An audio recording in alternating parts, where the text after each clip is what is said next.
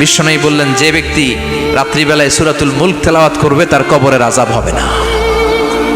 ইন্না হাযিহি সূরা সূরাতুন আযীমা মানিআতুন মিন আযাবিল কবর। এই সূরাটা এমন সূরা, সাধারণ কোন সূরা না। এই সূরাতুল মুলক যে রাত্রিবেলায় তেলাওয়াত করবে তার কবরের আযাব থেকে তারে বাঁচিয়ে দিবে কে?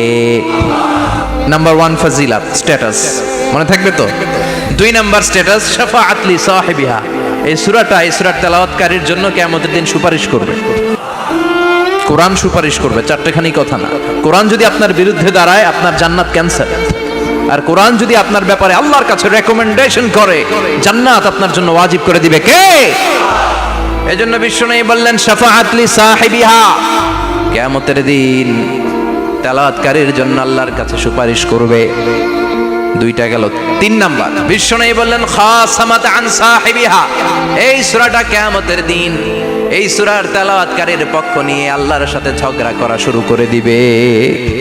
আল্লাহর সাথে ডিবেট করবে, ঝগড়া করবে, যতক্ষণ না হাত্তা আদখালাহুল্লাহুল জান্নাহ। হাদিসের টেক্সট হচ্ছে যে যতক্ষণ না আল্লাহ তাআলা তাকে জান্নাতে না ঢুকায় ততক্ষণ ওই সূরার তেলাওয়াতকারীর পক্ষ নিয়ে আল্লাহর সাথে বিতর্ক, ঝগড়া, তর্ক চলতেই থাকবে। সুবহানাল্লাহ। আরো আসতে বলেন। আবার বিশ্বনবী বললেন মান ক্বারা বিহা ফি লাইলাতিন ফাকাদ আকসারা ওয়া আতওয়াবা। রাত্রিবেলায় এই সূরাটা যে তেলাওয়াত করবে পুরো রাত্রিটারে বরকতময় করে দিবে কে? এজন্য বিশ্বনবী আবদার করে, আবেদন করে আমাদের কাছে বলে গিয়েছেন, আমি চাই আমার প্রতিটা উম্মতের হৃদয়ে এই সূরাটা গাঁথা থাক।